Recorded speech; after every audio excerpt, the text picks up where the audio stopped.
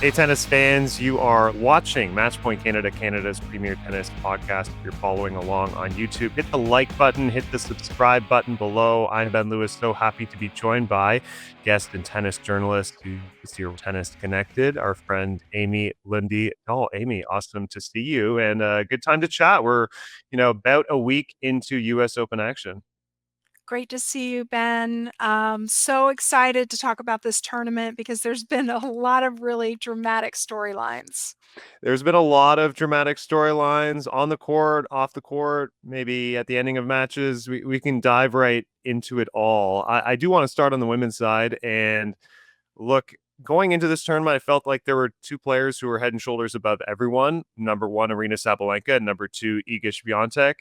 And some other players are playing fantastic, but nothing has really changed my mind yet. And Aryna Sabalenka just took out her Canadian Leylah Fernandez in straight sets. She's now been to fourth round or better at her last 12 Grand Slams played. And you look at just the consistency at majors, she is a threat to win every single slam it plays, we feel. Yes, the only caveat is that she's obviously gone deep. She's gone to finals this year, but she has not won a slam this year. So Mhm. for her, in her mind, it hasn't been a picture perfect year for her, and she would love to be able to get over that hump. So let's say she makes the finals. Will making finals and losing finals be in the back of her mind? Mhm. Um, this being the final slam of the year, look, it would be a great way for her to finish it out, to defend. But as we know, the mental challenges of overcoming some of these things is very difficult in the moment. Yeah, it certainly is. I mean, if we look at maybe her first few matches, how she's played, I mean, 6-3, 7-6 against Leylah Fernandez, who gave a big push in that second set. What do you make of her form right now? Is this like the dominant force arena so far, or is she still kind of fighting through it just a little bit? Fighting through it, but that's okay. The best players in the world do find ways to win when they have their B or C game, when they don't have their A game. And in fact, those times when you're really zoning are very rare. So if she plays a 7-6 set and she gets through it, um, even against a lower ranked player, I still view that as a big success. Yeah, I'm with you. And look, she's won this tournament before. Coco Gauff has won this tournament before as well, and she's seated third here. And I don't think I've ever seen so many sort of emotional roller coasters of someone who keeps winning matches. I mean, it was really tough and sometimes difficult to watch her navigate through Isla Tomljanovic in that first round. She's slowly getting better, but I can only imagine how difficult it is to be playing a tournament where when you're undergoing like this biomechanical change to the most important shot in the sport. I think it's crazy what she's doing, but she's the type of player that can do it. I just to be thinking about technique on the eve of a tournament, people may not realize like usually typically players, that's the last thing they want to be thinking about. They want to relax, maybe even think strategically about their next opponent, but thinking about, hand position on the toss and knees and stuff like that, that typically is the last thing you want to think about. And she's not that type of player anyway because she's a more gritted out, grinded out, figure out solutions type player anyway. But I was surprised to see how much it did affect her. And particularly in the Vekic match, she was really struggling. I think the best thing that could happen to her was they put her on day.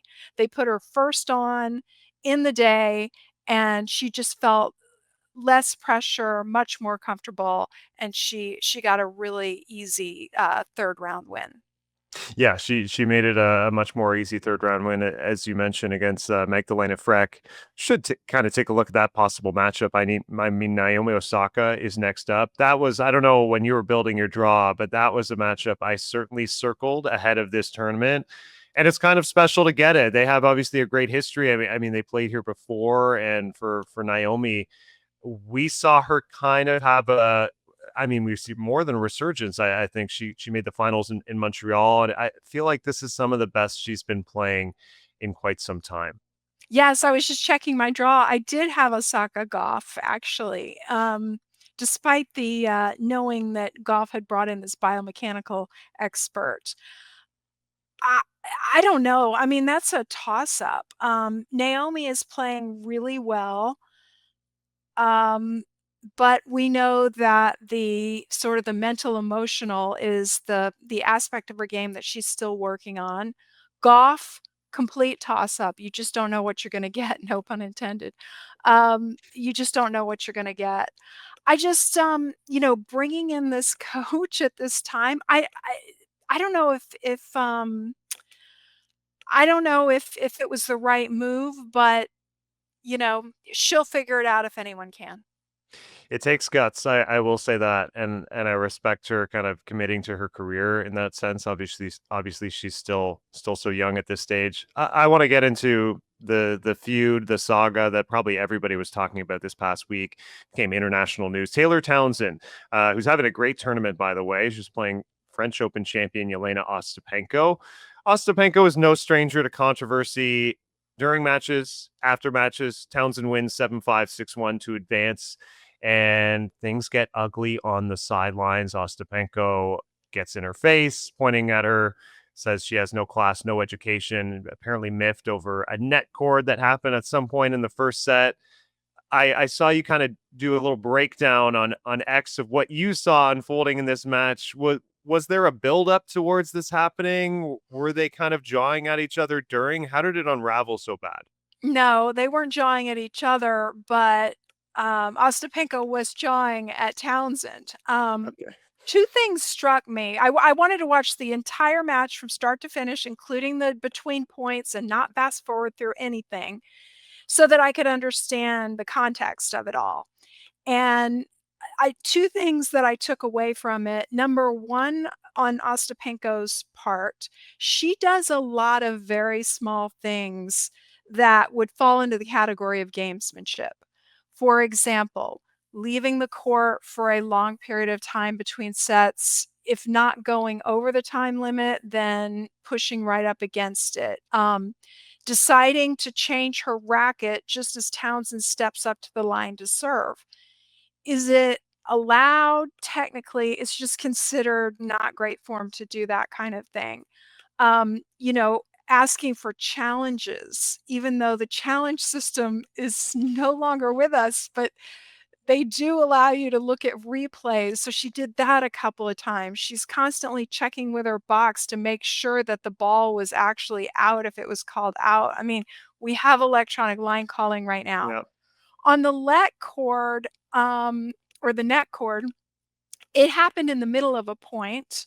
It wasn't like the end of the point where it nicked the net and trickled over for a winner. It did happen in the middle of the point.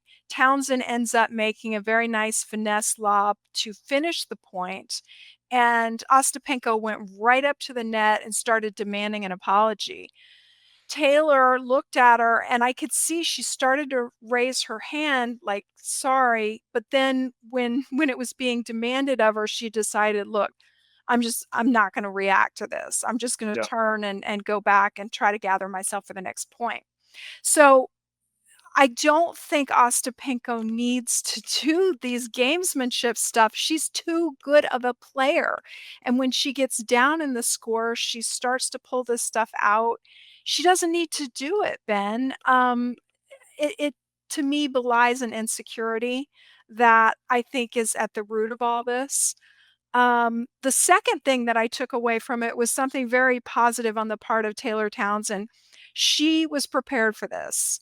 She had a journal, she had mantras, she had a jump rope, she had footwork drills that she was doing while she was waiting for Ostapenko to take a medical timeout. All this, all the delays, she was zen. She was prepared. She was completely non reactive.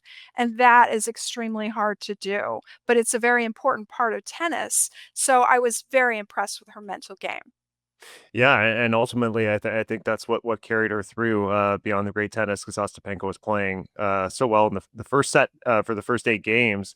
I'm gonna happily go on record and say this is Ostapenko's personality.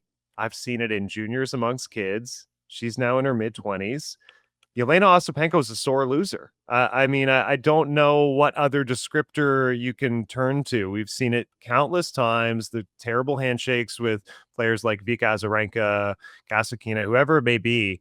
When she's losing, when things are not going her way, she pouts and she finds reasons to yap against her opponent. And I think this was one of the uglier scenes for her in her career. And I wonder how it has kind of fans looking at her moving forward.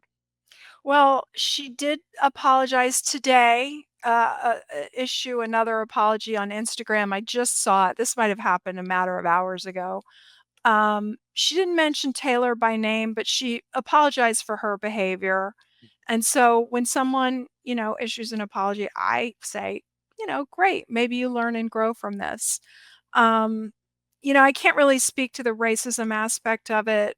That Mhm. was a whole separate thing, but I did find the actual what happened during the actual match very, very interesting. The one little darn thing was that you couldn't see the warm up. So Ostapenko's complaint was that Taylor wanted to warm up at net, and the protocol is generally that the people just start from the baseline. Mhm. Um, you know, that may be a little twist, but it certainly, pales in comparison to all the gamesmanship that went on during the match. Yeah. So, yeah, I just again take this away from it. Townsend did a very good job of staying calm. She did an awesome job, and she's been doing that for years. I know, taking her warm up at the start at the net, and for any casual who might be confused too, this little 5 minute warm up, it's mostly for show. Every single athlete there has already had their proper hit and warm up and hit their serves and done their rounds of volleys and overheads and ground strokes an hour before. So it's not like, oh, this is my first chance hitting balls today. So that it's almost performative. And I doubt it really truly bothered Ostapenko in the moment. She would have known it was coming because she's played Taylor before. I, So I just have a question. Does she take volleys or is it like short court off the bounce? You know that's a what I good mean? question. Yeah, I it feels like, is it volleys? I actually don't know. Because I haven't seen Yeah. her Because warm if up if you're specifically. taking volleys, then that makes kind of a statement like, I'm gonna come to the net and make volleys, so I need to Right. warm up my volleys. And Yeah, Taylor Townsend does that. She serves and volleys quite a lot. she does. Short court is something different. That's kind of old It's like school, mini court. exactly, recreational players do it, and it's Yep. actually, in my opinion, a good way to warm up, but I realize the pros are past this. So, and as Yeah, you said, the whole thing is just kind of for show because 'cause they've already warmed up. They've been warming up. exactly. I want to touch quickly on one other player who she was my pick to win at the start of this tournament, and she did have a challenge kind of getting to the third round, but she's there. And you look at the way Iga Świątek is playing now that everything has sort of clicked with Wim Fissette. Is she, in your mind, obviously one of the top players to beat here at the U.S. Open? She was my pick as well. Okay, So, okay, we're yes, aligned. absolutely. The one little, eyebrow raising thing is Rybakina because she's kind of tearing through, but, Iga is really feeling her forehand, and for me, it's so much is about the forehand and the timing on her forehand because she does have a little bit more of an not an extreme grip, but it's more Western. Mhm. So the timing has to be just right. Actually, I think playing that mixed doubles was really benefit to her and really, got her out there, got her feeling the court, got her timing down. And I'm curious to see if more players will want to do that in the future. That's a good segue to doubles in general. Normally, when we're talking about doubles and Canadians on this podcast, it's about Gabby Dabrowski and Aaron Routliffe. to me, this is the most exciting doubles tandem here at the U.S. Open has been the wild card team of Leylah Fernandez and Venus Williams. And, it was hilarious. Someone pointed out to me, Venus Williams won the U.S. Open before Leylah was born, which is true. And to see them together, opposite side, rather same side of the net, and you feel like it's almost like a mother-daughter pairing, watching these two together, and their chemistry has been incredible. Leylah looks up to Venus so well. They've won 2 matches. I mean, how is 45-year-old Venus doing this? So Leylah's like 22, right? So Yeah. she would be less than half Venus's age. Yeah. Might be right around half, yeah. The great thing is Venus is tall. She's a tall player, and Leylah is short. And to me, that the age difference and the height difference, and maybe even a little bit of style difference, um, speaks to tennis and how great the sport is that these two can get out there and play really well. Uh, I thought Leylah has been doing a good job of setting Venus up. Leylah has been crushing a lot of her ground strokes. Venus, of course, is returning well, especially on that backhand side. Couple of clutch drop volleys by both players. Oh, It's yeah. just working. It It's is working. working. It's a good blend, as you say. I think Leylah as well, with that left-handed forehand, her ability to open up that side of the court, and Venus has so much presence, as you said, at the net. And who knows? They could keep this thing going. Honestly, I'm not going to claim they're going to go and make the final or win the title, but why not win another match or two? Do you think Venus continues a little more after this tournament?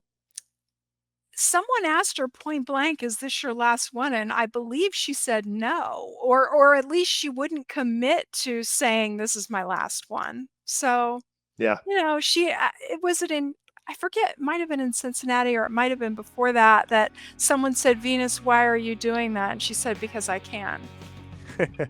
There you go. Thank you guys so much for watching us at Matchpoint Canada. If you like our work, follow along, hit the subscribe button below.